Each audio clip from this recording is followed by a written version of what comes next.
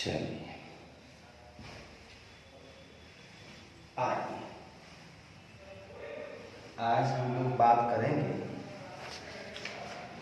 सबसे ऊपर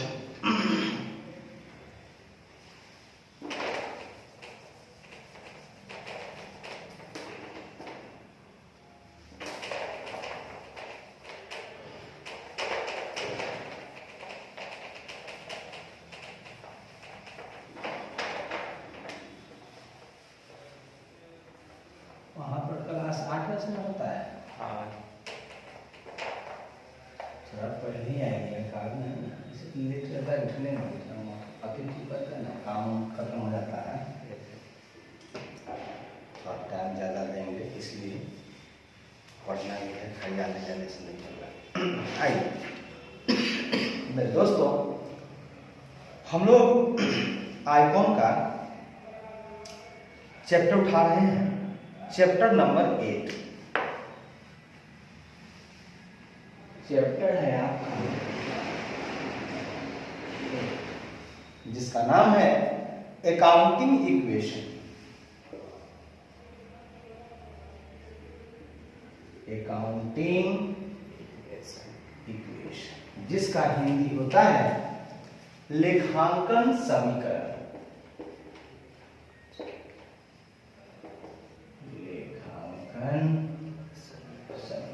आप बोलिएगा समीकरण क्या है? देखिए,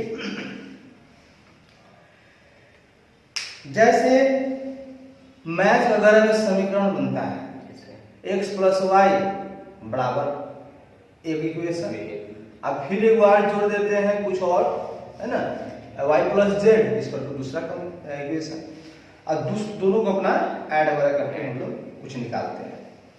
उसी तरह अकाउंटिंग में भी अब यहाँ पर तो कोई अंक नहीं मिलेगा, यहाँ पर तो 4-5 चीज मिलता है, एसेट मिलता है, लायबिलिटी मिलता है, एक्सपेंस मिलता है और इनकम मिलता है। यही सब कुछ जोड़ नाड़ करके हम लोग जो है कि निकालेंगे। इसमें कहता है लेखांकन समीकरण, लेखांकन समीकरण से आशय संपत्तियों की दायित्व एवं पूंजी की समानता से। सवाल ये है कि समीकरण यहां जो हम निकालते हैं उसमें एकदम सही बात है। बैलेंस शीट में आपको हम बताए थे कि दो साइड होता है, एक साइड होता है कैपिटल और दूसरे साइड होता है एसेट, कैपिटल एंड लायबिलिटीज, ठीक है। इसका टोटल, इसका टोटल दोनों बराबर होना ही चाहिए। तो यही यहां कह रहा है कि हम जो समीकरण निकालेंगे इसमें जो दायित्व और पूंजी है ना, वो जो है ना, संपत्ति से इसका हम लोग मिलान करेंगे। ये दोनों हमको किसी हालत में बराबर लाएंगे। अगर इसका जोड़ होगा और इसका जो जोड़ होगा वो दोनों बराबर होगा। आगे कहता है दूसरे शब्दों में लेखांकन समीकरण एक गणितीय समीकरण है। सही बात है, प्लस माइनस जहां लिख दीजिएगा तो मैथमेटिकल हो ही जाएगा। गणितीय समीकरण है जो प्रदर्शित करता है कि व्यवसाय की कुल संपत्तियों का योग,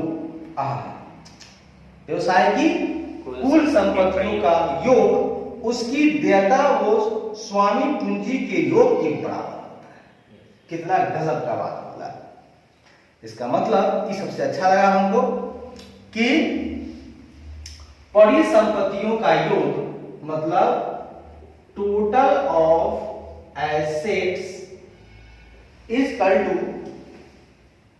टू, ठीक है, total of capital and liabilities.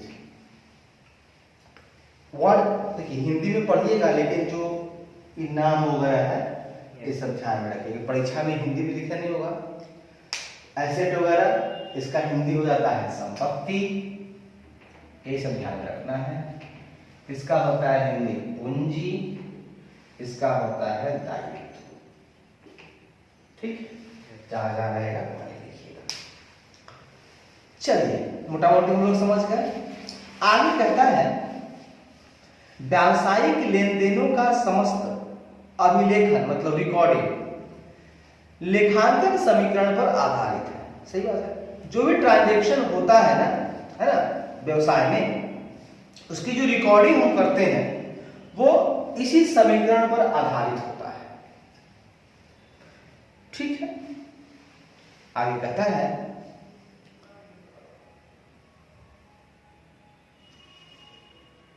हाँ, किसी व्यवहार या लेन देन से दो से अधिक लेखी प्रभावित होते हैं। अच्छा, मतलब दो से अधिक जो लेन देन होगा, है ना, जो लेन देन होगा वो प्रभावित होगा। अब कैसे ऐसे सुनिए, ऐसी स्थिति में डेबिट पक्ष के सभी लेखों का योग क्रेडिट पक्ष के सभी लेखों के योग के बराबर होता है। सही बात है। अब मान लीजिए ये तो एसेट की भावना से हम बोले। अच्छा,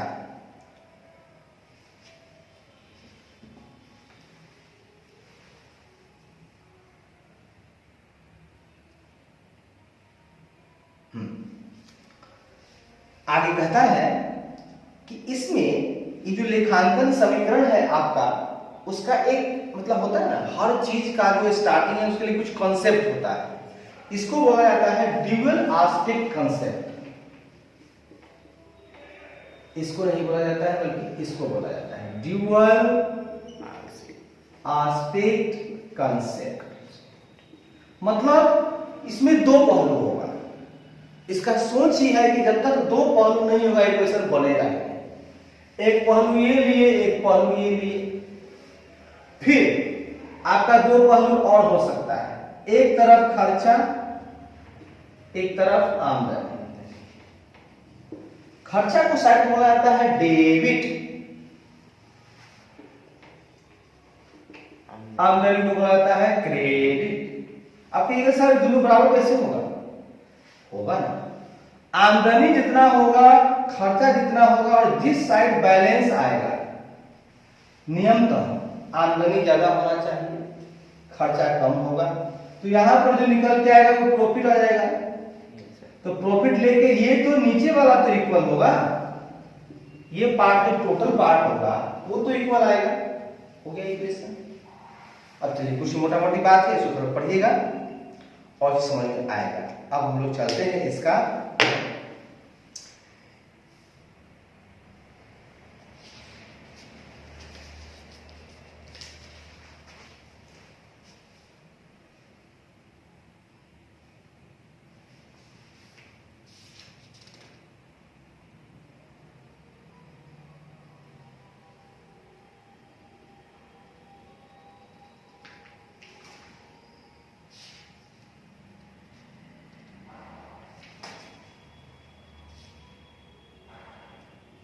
चलिए आपको समझाते हैं। कोई भी चैप्टर उठाइएगा ना, उसका इलस्ट्रेशन जितना बना हुआ रहेगा वो टोटल पहले बना लीजिएगा। पूछिए कहा है सर, देखिए इलस्ट्रेशन जो होता है वो आपको जो चीज पहले इसमें बताया गया है उसका एक तौर तरीका ही बता देता है कि उस तरह से हमको चलना है। इसीलिए इलस्ट्रेशन को छोड़ना सही नहीं होगा कभी नहीं। इधर जो कुछ बात लिखा हुआ है छोटा मोटा, बस वो उतना ही बातें हैं उसमें, यही सब बात जोड़ना करने वाला है, बनाइएगा इलस्ट्रेशन, उससे पकड़ में आ जाएगा। चलिए आइए देखते हैं। सबसे पहला इलस्ट्रेशन है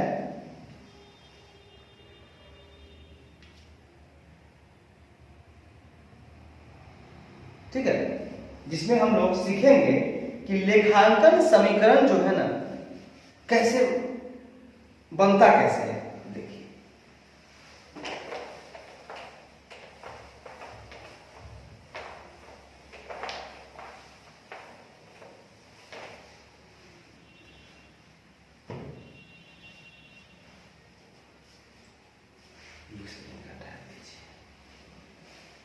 उसको देख के आते हैं वो आ गया क्या।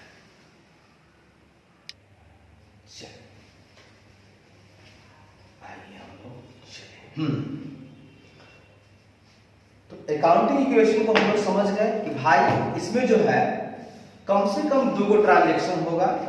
ठीक है, कम से कम दो वो आपके पास जो रहेगा, इसका ड्यूअल आस्पेक्ट कंसेप्ट है। इसमें आपको हम लोग मिलान करते हैं संपत्ति का दायित्व और पूंजी के साथ, जो दिखाए हैं आपको। फिर इसमें एक और बात बताए हैं कि इसमें एक डेबिट पक्ष हो सकता है, एक क्रेडिट पक्ष हो सकता है, और दोनों का जो है ना, टोटल जो है इक्वल आना चाहिए। यही इक्वेशन है आपका। इसे पढ़ने में टाइम लगेगा, पढ़ने में बहुत बात है। इसको आप घर पर जो है थ्योरी जितना है इसको पढ़िएगा, ठीक है। अब आप कहिएगा सर एक चीज और बताइए। देखिए इसमें और अच्छा बात है, बता देते हैं।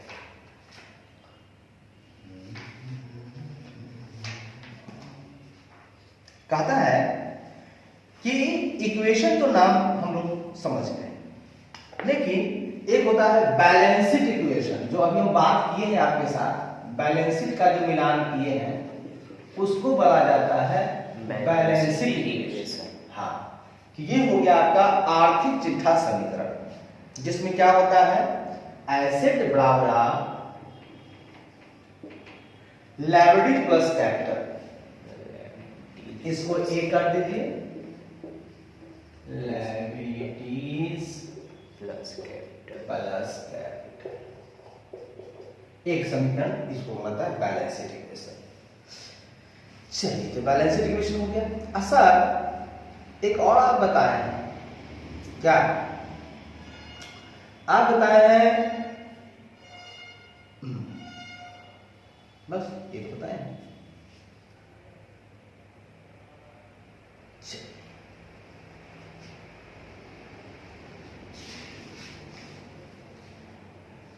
पढ़ने का मन इसलिए नहीं कर रहा है, टाइम लग जाता है ना थ्योरी पढ़ने में। मोबाइल पढ़िएगा, इसको बताते हैं। देखिए कहता है ट्रांजैक्शन 1 कि प्रवीर ने 1 लाख से अपना व्यवसाय प्रारंभ किया।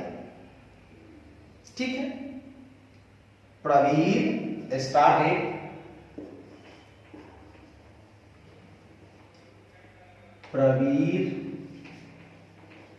स्टार्टेड मतलब आरंभ किया his business with rupees 1 lakh. इसमें आपको कहता है कि इसका आप अकाउंटिंग इक्वेशन बताइए। इसका अकाउंटिंग इक्वेशन बताए। देखिए प्रवीण जो है स्टार्ट कर रहा है अपना बिजनेस, तो स्टार्ट कर रहा है तो इसमें क्या लगा सकता है? तो जब आप कोई चीज स्टार्ट कीजिएगा तो आपको पूंजी लगाना। ये इसका 1 लाख जो होगा ना, इसमें दो बातें होंगी। एक तो इसका कैपिटल 1 लाख होगा, और जब कैपिटल 1 लाख होगा तो वो 1 लाख क्या करेगा? उसका कुछ खरीद के लाएगा, माल। पूंजी का क्या करते हैं आप? पूंजी जब लाते हैं तो उसका, जैसे आप दुकान खोलवा ले पंखा, तो जो पूंजी लाए उस पूंजी को कहाँ लगा दिए? पंखा। तो 1 लाख का आप पूंजी लाए और उसको एसेट में खरीद लिए 1 लाख का, यानी फैन खरीद लिए, मान लीजिए 1 लाख। दुआ के पार्टी अच्छी बात है। अच्छा सर एक बताइए कि ये जो एसेट हम खरीदे होंगे, एसेट में कैश खरीदे होंगे, कैश देके, तो कैश एसेट लिखिए या एसेट लिखिए, बात एक ही है। एसेट में ही तो कैश आता है। तो देखिए लिखा हुआ है इसमें वही बात। अब इसका इक्वेशन बना लीजिए। एसेट बराबर लायबिलिटी आपके पास नहीं है, 0, लायबिलिटी से नहीं है, इक्वेशन आपका यही है, प्लस कैपिटल आपके पास है 1 लाख। 1 लाख। अब देखिए 1 लाख इधर भी हो गया, 1 लाख इधर भी हो गया। ये आपका अकाउंटिंग इक्वेशन कंप्लीट हो गया। आप बोलिए सर इसमें क्या लिखा हुआ? कहता है इस उदाहरण में व्यवसाय का एक पृथक अस्तित्व है। व्यवसाय में 1 लाख नगद प्राप्त हुआ है, बिल्कुल सही बात है। ये जो कैपिटल लाए मिलेगा इसका जनरल एंट्री बनाना है। देखिए, जब व्यापार प्रारंभ होता है तो व्यापार में कैश आता है। क्या होता है? कैश आता है, cash account debit, general entry बनेगा, समझ में आएगा। और कैश के आने से मेरा कैपिटल बढ़ जाता है, ट्रू कैपिटल अकाउंट, ठीक है। 1 लाख, 1 लाख, यही हुआ स्टार्टिंग से, ठीक है। तो इसीलिए इस कैश को ही ना वो एसेट माना है ना। हम कहें कि हम बोले आप माल खरीद लिए तो खरीद लिए, ठीक है, लेकिन आपका जो जर्नल एंट्री है, पहले जर्नल एंट्री जब बनाइएगा तो ज्यादा क्लियर हो जाएगा, ठीक है। अब सर आपने डेबिट में क्यों लिखा? तो आपको हम बताया कि जर्नल एंट्री में 2 चीज आएगा, एगो आया और एगो गया। ये तो पहले पता था नॉर्मल में, लेकिन इसमें होता क्या है, एक चीज और इसमें आता है कि किसी चीज के आने से कैपिटल मेरा गया तो नहीं, लेकिन बढ़ तो गया, ठीक है, आने से बढ़ गया। अब एक में इसमें आगे आपको पढ़ना होगा, देखिए बताते हैं।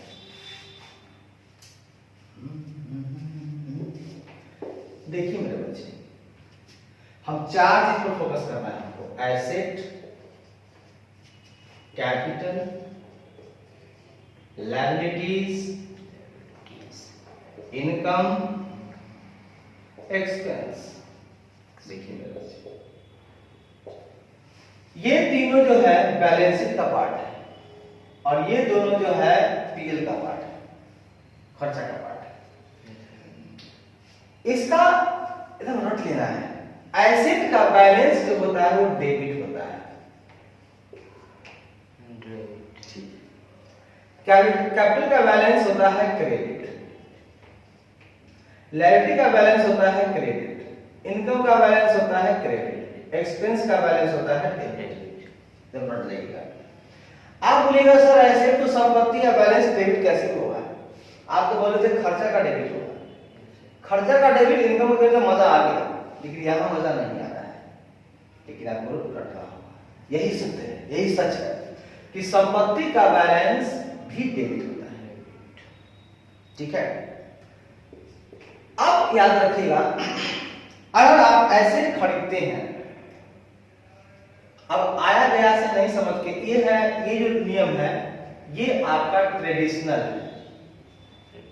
ठीक, ट्रेडिशनल अप्रोच बोला जाता है इसको, और ये है आपका मॉडर्न अप्रोच,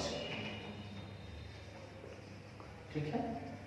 अब ट्रेडिशनल अप्रोच में था आया गया, जब हम अकाउंट बताए थे 3 तरह के अकाउंट होता है, personal account, real account, nominal account. Personal में होता है डेबिट रिसीवर, क्रेडिट या गिवर। रियल में होता है debit what comes in, credit what goes out. और आपका नॉमिनल में होता है debit all expenses and losses, और क्रेडिट में होता है credit all incomes and gains. लेकिन यहां पर क्या करेंगे, जैसे कि आपका Pravir started his business with 1 lakh. Pravir ने 1 लाख से व्यापार आरंभ किया तो कैश आया, तो कैश भी बढ़ा, और कैश क्या होता है? एसेट। तो जो अगर बढ़ा है तो डेबिट में डाल दिए हैं कैश अकाउंट। जो जिसका बैलेंस होता है अगर वो बढ़ रहा है तो उसी साइड जाएगा, लेकिन अगर कैश घट रहा है तो उल्टा कर दीजिएगा। अगर किसी में माल खरीदते हैं तो कैश चला गया, तो दोनों अप्लाई कीजिएगा ना, दोनों अप्लाई हो जाएगा। गया से गया भी हो गया, पुराना वाला ट्रेडिशनल अप्रोच में टू कैश अकाउंट, और ऐसे कैश घटेगा तो कैश का बैलेंस चूंकि डेबिट होता है उसका उल्टा हो जाता है टू कैश। अब मान लीजिए the cash account debit to capital account, cash के आने से मेरा कैपिटल बढ़ गया, तो कैपिटल को सर क्रेडिट में आप लिखिए तो हाँ भैया कैपिटल का बैलेंस क्या होता है? क्रेडिट। बढ़ रहा है इसलिए क्रेडिट लिख दीजिए, अगर कैपिटल घटता तो डेबिट में डेबिट। तो देखिए आया, इसी से हम अंदाज लगा करके अपना जनरेटर तैयार कर लिए। अब कहिएगा सर ये तो समझ में आ गया, कैश को क्रेडिट में कब लिखेंगे? मान लीजिए आप परचेज करते हैं कोई चीज, एसेट परचेज करते हैं, तो एसेट बढ़ गया, एसेट का बैलेंस क्या होता है? डेबिट। तो एसेट में आप मान लीजिए गुड्स खरीदे, तो गुड्स अकाउंट डेबिट, इसको लिख दिया गुड्स परचेज, बढ़ गया, एसेट बढ़ गया।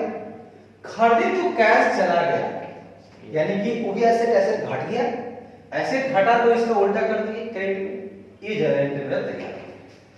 इस तरह से हमको बनाना है, हमको दो चीज मिल गया, हमारे उस इस एक लाइन से पहले हमने जनरेटर तैयार कर लिया, आप कहीं जनरेटर तैयार कर लीजिएगा। अब जनरेटर तैयार कीजिएगा तो दो चीज मिल जाएगा, एक आइटम ये है एसेट वाला आइटम है, और ये आपका कैपिटल वाला आइटम है। इक्वेशन हम जानते हैं, एसेट बराबर होता है लायबिलिटी प्लस कैपिटल। यहाँ पर लायबिलिटी है नहीं, तो लायबिलिटी को जीरो कर दिए हैं। एसेट की जगह पर हम लोगों ने यहाँ पर कैश मेरे पास आ गया, कैश आया, यस, तो कैश 1 लाख लिख दिया, 1 लाख बताओ, कोई बात नहीं, लिखा हुआ है कि इस उदाहरण में व्यवसाय का एक पृथक अस्तित्व है। व्यवसाय में 1 लाख नगद प्राप्त हुआ, जो व्यवसाय के लिए संपत्ति है, बिल्कुल संपत्ति है, कैश एक तरह का संपत्ति है, आया है। प्रवीण व्यवसाय के लिए एक प्रकार से लेनदार है, हाँ, एक प्रकार से अगर देखा जाए तो लेनदार है, क्योंकि अगर आप देखिए कि कैश वो लेकर आया है तो उसका हक है उस कैश पर, वो कैश ले लेगा, है ना। तो इसीलिए या हम लोग यहाँ पर पूंजी को क्रिएट किए कि पूंजी मेरा बढ़ रहा है, लेकिन दूसरे तरह से अगर देखा जाए तो यह जो है, अगर मान लीजिए कैश किसी को आप देते हैं दूसरे आदमी को, तो लीजिएगा ना, तो ये अगर अपने आप को ही दिया तो उतना पैसा तो निकाल लेगा। अब मान लीजिए हम व्यापार आरंभ कर रहे हैं, इसमें 2 लाख रुपया लगाए हैं, तो हम तो प्रयास करेंगे कि कमा कमा के पहले 2 लाख रुपया अपन निकाल लें, और फिर प्रॉफिट जो रहेगा वो से आप बार बढ़ाएंगे। हम ही नहीं करेंगे कि निकालिए लीजिए, लेकिन उस पर आपका अधिकार है, लगाए हैं उस पर। और धीरे धीरे जो है लोग इंसान कमाता है तो कुछ अपना पूंजी फेंटता है, कुछ प्रॉफिट फेंटता है, और धीरे धीरे एक समय आता है कि उसका पूंजी पूरा निकल जाता है, तब बताओ हम एकदम फ्री होती हो, तब ना खुश रहता है। व्यापारी कौन खुश रहता है?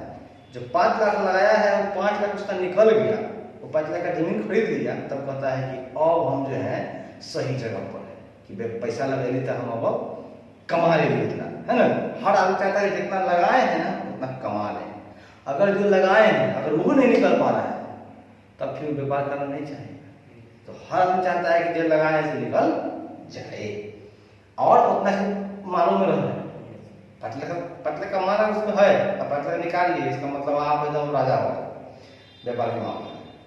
आगे कहता है, स्वामी के 1 लाख व्यवसाय के लिए, 1 लाख रुपए के व्यवसाय के लिए पूंजी दायित्व है। सही बात है, हाँ, 1 लाख जो लगाए हैं वो उसके लिए पूंजी है, अर्थात स्वामी की क्षमता, ऑनर्स इक्विटी है, ठीक है। अगर लेखांकन समीकरण के रूप में इस प्रकार लिखा जाए, इतना बात नहीं लिखना है, ये आप समझ के चले उससे क्वेश्चन बना देना है, परीक्षा में सवाल आइए। अब आइए दूसरा देखते हैं। इक्वेशन तो रहेगा ही, इस प्रकार होगा भी।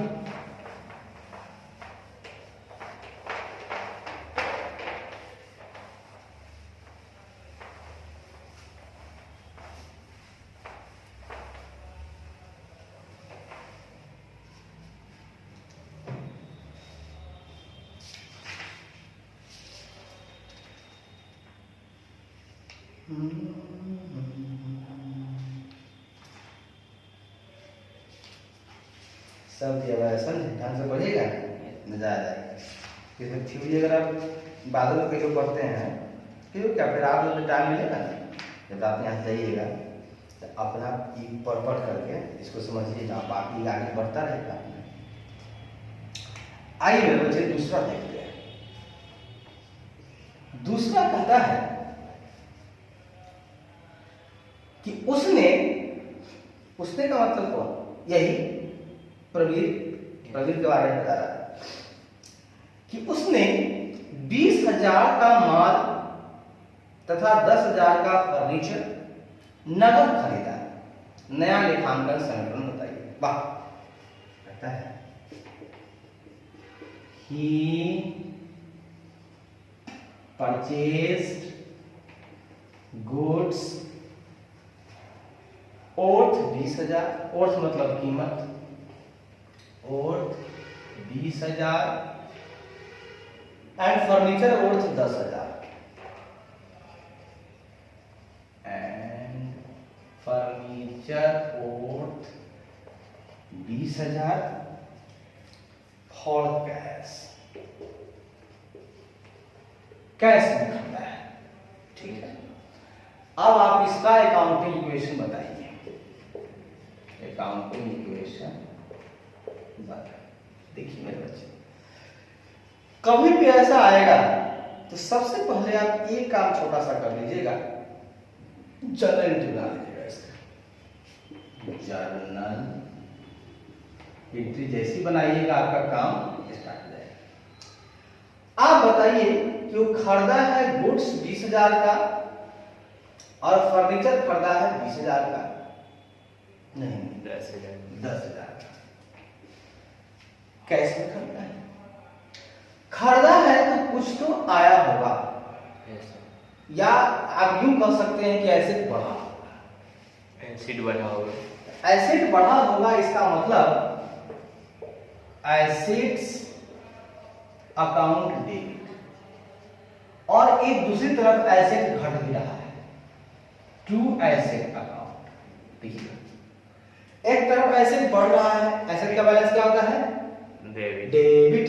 एक तरफ बढ़ रहा है तो बढ़ा दी, जब घट रहा है तो उल्टा कर दी। सर घट क्या रहा है? घट रहा है कैश। बढ़ क्या रहा है?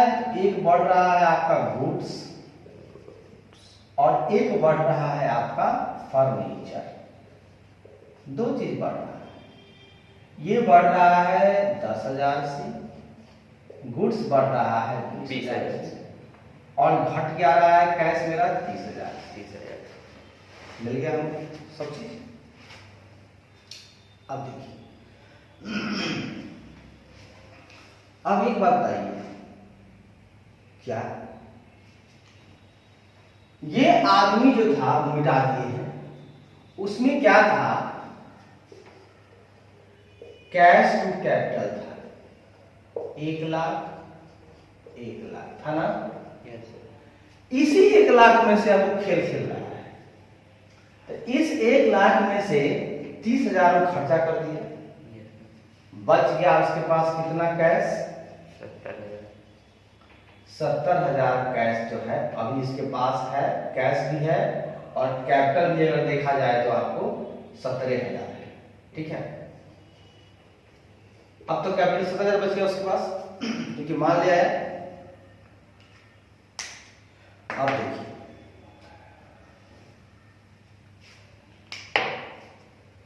एसेट नहीं, एसेट खाली बदला है। ठीक है, तुम भी 1,00,000 लगाया है ना, मतलब अब हुआ क्या कि एक साइड में तो 1,00,000 रहेगा, उसी 1,00,000 में से क्या किया है कि कैश में रह जाएगा 70,000। देखिए कैसे इसका इक्वेशन बनेगा, इक्वेशन तो यही है। एसेट में आ जाएगा आपका furniture plus goods plus cash, 3 चीज आ गया, बराबर हो जाएगा आपका कैपिटल प्लस लायबिलिटी। फर्नीचर के जगह पर लिख दे 10,000, गुड्स के जगह पर लिख दे 20,000, कैश के जगह बच जाएगा 70,000। पूरा तो 1,00,000 है ये, लायबिलिटी की जगह पर रख दे नील। ये इक्वेशन तैयार हो गया।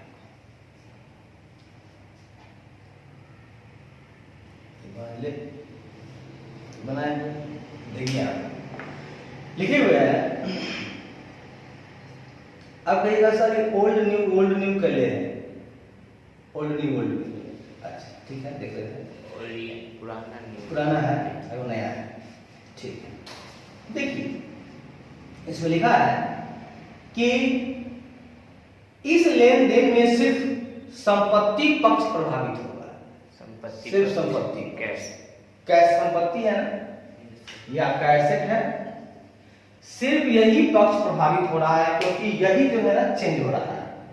यही एसेट जो है कन्वर्ट हुआ है, यही एसेट जो है 30,000 इसका जो है कम गया है। अब कम होने से चलते कोई खा नहीं गया है, इसको कमा के इसको बढ़ा लिया है। कोई भी आदमी एक तरफ से घटाया है, तो खरीद लिया है। कैश थोड़ा घट गया है, 70,000 हो गया है, लेकिन दूसरा चीज तो बदले में आ गया 10,000 20,000 का। वही कहता है कि इस लेन देन में सिर्फ संपत्ति पक्ष प्रभावित होगा। 20,000 से रहतिया, देखिए रहतिया का मतलब होता है स्टॉक। आप गुड्स भी लिख सकते हैं इसको, या माल का स्टॉक भी होता है, ठीक है। जो मैंने लिखिए स्टॉक लिखिए। 20,000 से रहतिया तथा 10,000 से फर्नीचर में वृद्धि होगी, वृद्धि तो कर ही दिए हैं। नकद क्रय किए जाने के कारण रोकड़ में 20,000 प्लस 10,000 अर्थात 30,000 की कमी हो जाएगी। रोकड़ कमी हो जाएगी, कैश कम गया है, इसका 2 बढ़ गया है। अर्थात हाँ, फलतः रोकड़ शेष 70,000 होगा, लेकिन लास्ट में जो रोकड़ शेष बचेगा, शेष रोकड़ के पास 70,000 ही रहेगा, चूंकि 30,000 कम गया है। नया समीकरण स्थापित होने पर व्यवसाय की स्थिति निम्न प्रकार होगी। देखिए एसेट में आ गया, कैश आ गया, स्टॉक आ गया, और ऊपर आप कहिएगा तो सारा एसेट लिख देंगे इस पर। ये सब क्या है? एसेट है। इसको आप लिख दीजिए, कुछ मत लिखिए, पढ़े लीजिए। एसेट में आगे क्या क्या? फर्नीचर, गुड्स, कैश बराबर कैपिटल प्लस लायबिलिटीज। बहुत सुंदर, बहुत सुंदर। अब सर आप कहिएगा तो एक काम करेंगे, ये तो हम आपको बताए हैं न्यू इक्वेशन, या इसको आप न्यू ट्रांजैक्शन बोलिए, ठीक है। ये ट्रांजैक्शन हुआ, और आपके पास ओल्ड इक्वेशन एक था, तो एक काम कीजिए, पहले ओल्ड का लिखिए, जैसे लिखा हुआ है किताब में। आपका आंसर मिल गया, लेकिन हम इसको जो लिखने का तरीका है उसमें लिख के बताते हैं। सबसे पहले लिखा हुआ है आपका ओल्ड इक्वेशन। ओल्ड इक्वेशन आपका था कि सर हमारे पास कैश था 1,00,000 रुपया, ये वाला 1,00,000 रुपया था, बराबर, अच्छा ये मेरे पास नहीं था, ये भी नहीं था, पहले मैंने देखा कैश आया था और कैपिटल मेरा 1,00,000 से बढ़ गया था,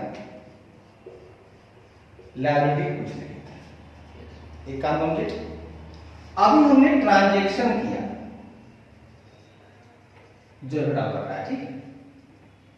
जब ट्रांजैक्शन हम लोगों ने किया तो कैश की बात जब हम करें तो ये मेरा ट्रांजैक्शन सर दिखाई दे रहा है ना? सर इस ट्रांजैक्शन में हो क्या रहा है कि कैश मेरा 30,000 से घट रहा है, घटा दीजिए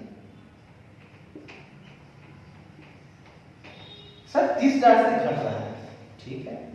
लेकिन वहीं पर सर हमको जो मेरा फर्नीचर है और जो मेरा स्टॉक है, इसको गुड्स भी बोल सकते हैं या स्टॉक।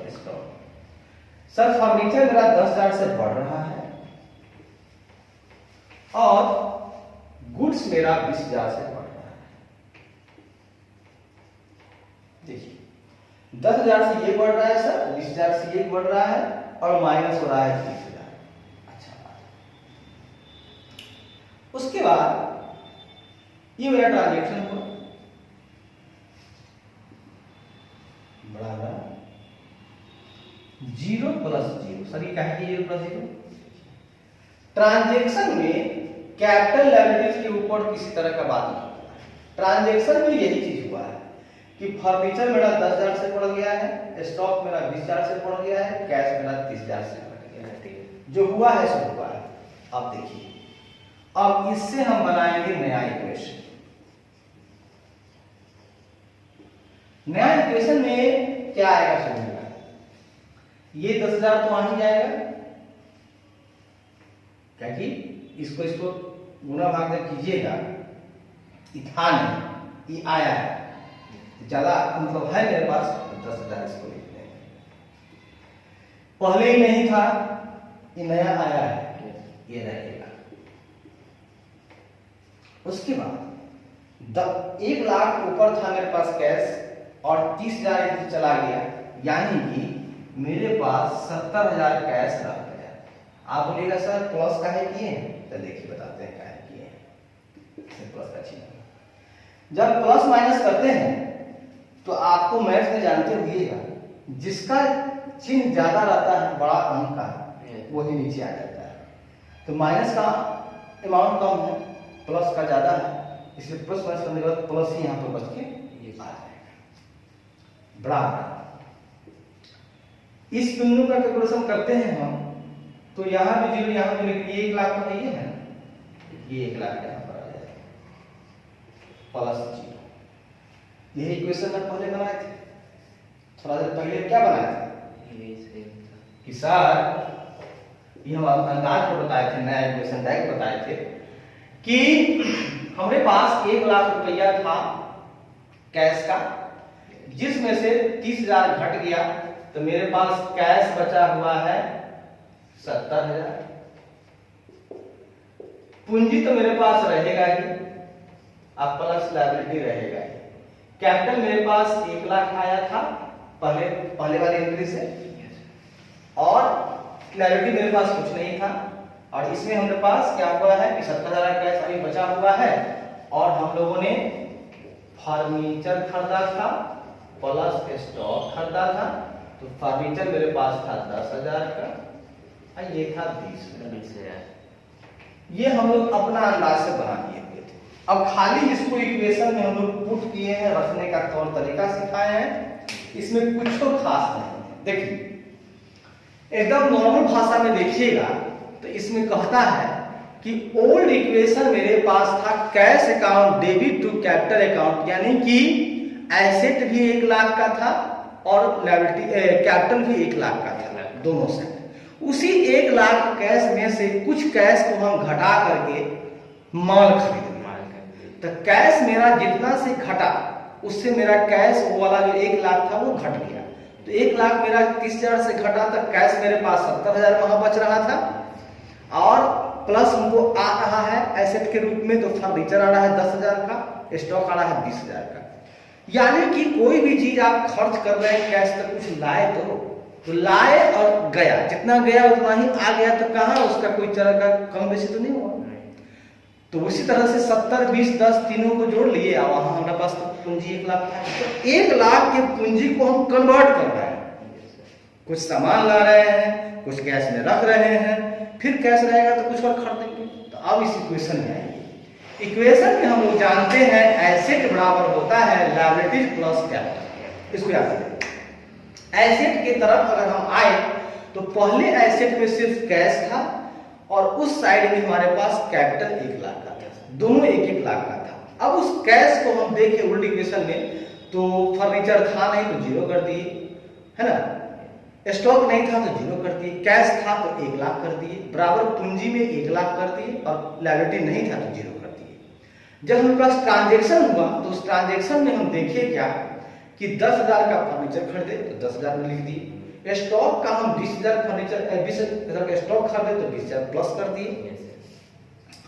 उसके बाद हमारा जो कैश है वो कैश हमारा जो है उस एंट्री में देखिएगा तो कैश मेरा घट रहा है 30,000 से, इसलिए हम माइनस में 30,000 कर दिए, और पूंजी पर इसका कोई प्रभाव नहीं पड़ा। इस एंट्री से, ये जो जनरल एंट्री है, इस एंट्री में लायबिलिटी साइड में आइटम है, दोनों तरफ एसेट है ना, इसको अगर आप देखिएगा इसको, तो यहां भी एसेट है, यहां भी एसेट, इसलिए इसमें कोई प्रभाव नहीं पड़ा है। एसेट एक तरफ बढ़ा दिए हैं, एक दूसरी तरफ घटा दिए हैं। अब इसको जब प्लस माइनस किए तो नया इक्वेशन क्रिएट हुआ, तो फर्नीचर 10,000 आ गया, प्लस स्टॉक 20,000 आ गया, और कैश अब मेरे पास जो 1 लाख था वो बदल के 70,000 हो गया, और उस तरफ जो है ना पूंजी जो है जो 1 लाख रखा है, ये इस तरह से आपका ये वाला इक्वेशन तैयार हो गया। परीक्षा में जब लिखिएगा तो ऐसे लिखिएगा कि नया नया जो आपका नया जो इक्वेशन क्रिएट होने वाला है उसको आप लिख लीजिएगा। पहले सबसे ऊपर लिखिएगा, एक तरफ एसेट लिख लीजिएगा, अब बराबर लिख लीजिएगा कैपिटल प्लस लायबिलिटी, जो लिखे हुए वही होता है। फिर नीचे आइएगा तो एक लाइन लिख लीजिएगा ये वाला, फर्नीचर था, स्टॉक था, कैश था और कैपिटल था। और ओल्ड इक्वेशन जो था वो डाल दीजिएगा Yes, sir. और नया ट्रांजेक्शन जो किए हैं वो डाल दीजिएगा और प्लस माइनस जब कीजिएगा तो नॉर्मल बात है, प्लस का चिन्ह ज्यादा है। दिमाग में भी तो है कि भैया 1,35,000 खर्चा किए हुए हैं, 70,000 रुपये बचा हुआ है, आई तो आ गया है, आया नजर। Yes, sir. देखिए इसमें कुछ नहीं है। अब चलिए तीसरा देखते हैं। आप जब घर बैठेगा ना ये चीज समझ में आ जाएगा।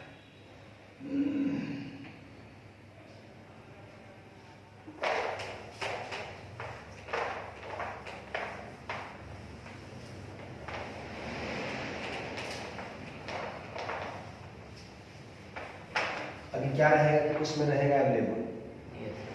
रहेगा, लिंक दे देंगे, इसको आप दोबारा देखते रहिएगा जब मन करे।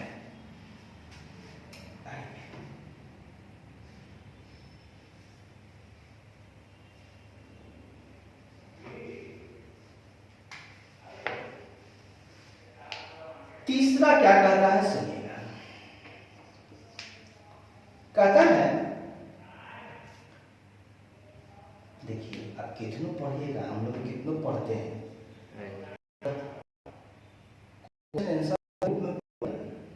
तभी लगता है कि परीक्षा में तो यही पूछते हैं। सीधा आप पढ़ते रहते हैं तो अलग पढ़ लेते हैं कि पता नहीं चलता है कि हम वहाँ क्या लिखेंगे, ऐसे ही चलता रहेगा ना सबसे। आइए बच्चे, कहता है तीसरा नंबर में प्रवीण ने विनय से 10,000 का माल खरीदा। ठीक, प्रवीण ने विनय से 10,000 का माल खरीदा। 10,000 का माल खरीदा। इसके लिए बताता है। अब इसका नया समीकरण बताइए, लेखांकन समीकरण बताए। लेखांकन समीकरण ये बताइए आप, पहला वाला दिमाग में रखिएगा, इसलिए हम साइड में ना वो सब जगह एंट्री लिख देते हैं। पहला था आपका cash account debit to credit account, capital account, capital ठीक है, कैपिटल अकाउंट। हाँ 1,00,000 का ये था, ये पहला जन एंट्री था। Yes, sir. जब भी आप बनाइएगा कॉपी एक साइड में सबसे मैच करेगा यहाँ पर। दूसरा था आपका stock account debit, furniture account debit to cash account.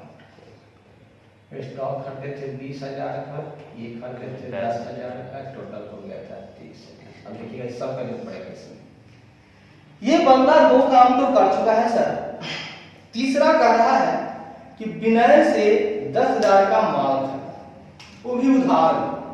अरे मेरे भाई, जब खरीदा उधार में ही खरीदा तो बताइए कुछ तो आया। Yes, sir. क्या आया मेरे बच्चे? इसके पास आया माल। क्या आया? माल। तो माल को आप स्टॉक लिखिए, हटाइए, स्टॉक अकाउंट डेबिट। ये एक तरह का क्या है? Cash, asset. स्टॉक जो है ना, स्टॉक मतलब माल। Yes, sir. माल आया मतलब माल बढ़ रहा।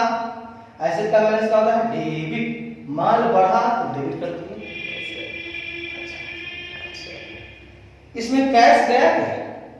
आप माल खरीदे तो कोई चीज घटा नहीं, क्योंकि उधार माल खरीदे। उधार। उधार खरीदे तो घटा तो नहीं, लेकिन एक क्रेडिटर क्रिएट हो गया, वो लेगा आपसे। ये आज ले, कल ले, परसों ले, लेकिन वो आपसे लेगा। तो ये आपका एक क्रेडिटर क्रिएट हो गया।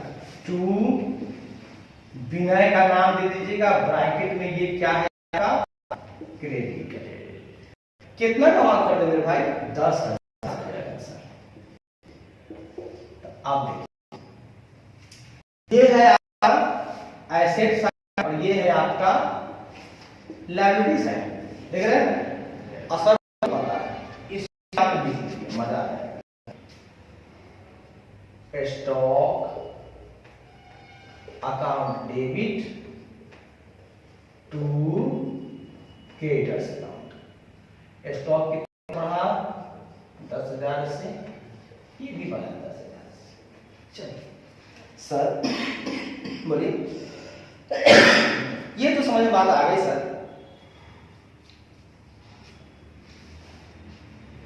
आप देखिए कैसे मजा आएगा।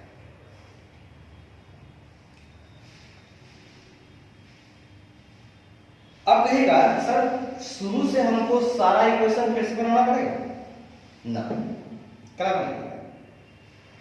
आप क्या कीजिएगा, पहला का असर इसमें डाल दिए थे, यस सर। तो दूसरा का असर इसमें डाल दीजिए, स्टार्टिंग दूसरा से कीजिए। तो सबसे पहले आप अकाउंटिंग इक्वेशन लिख लीजिए।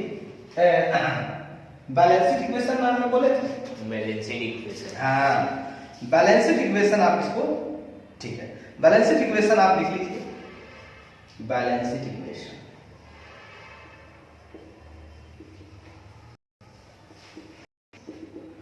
बैलेंस्ड इक्वेशन आप एसेट बराबर लायबिलिटी प्लस क्या क्या ये है ना, एसेट्स बराबर लायबिलिटी प्लस कैपिटल, बार बार ऊपर लिख लीजिएगा। इस वाले इक्वेशन को कुछ पहले याद कीजिएगा। इसमें क्या क्या लिखे थे ना, इसमें हम लिखे थे कैश स्टॉक फर्नीचर। कैश में कुछ बचा हुआ था, कुछ स्टॉक बचा हुआ था, कुछ फर्नीचर बचा हुआ था, इसको बनाए थे। एसेट की साइड में तीन लिखेंगे, cash plus stock plus furniture plus furniture. इस तरफ में वही रहेगा, कैपिटल कैपिटल प्लस लायबिलिटीज। इसका नाम आप रखिएगा ओल्ड इक्वेशन। अभी पहले लिख लीजिए capital plus liability plus liabilities. ये इनमें होने से टेंशन मत लीजिए, ठीक। ये मेरे पास अवेलेबल था पहले से, तो इसको हम बोलेंगे ओल्ड इक्वेशन। क्या बोलेंगे बच्चे? Old equation. Old equation.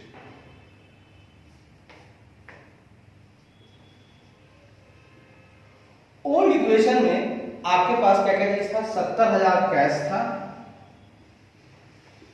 20,000 stock था और 10,000 का फर्नीचर था। पूंजी आपके पास 1 लाख का था, लायबिलिटी कुछ नहीं था। सर हाँ भैया बोलिए। आप इसमें एक ट्रांजैक्शन अभी भी किए हैं, अब खाली ट्रांजैक्शन इसमें ऐड करना है। ट्रांजैक्शन आप किए हैं क्या कि एक तरफ से आपका स्टॉक बढ़ा है और दूसरी तरफ आपका जो है क्रेडिट बढ़ा है।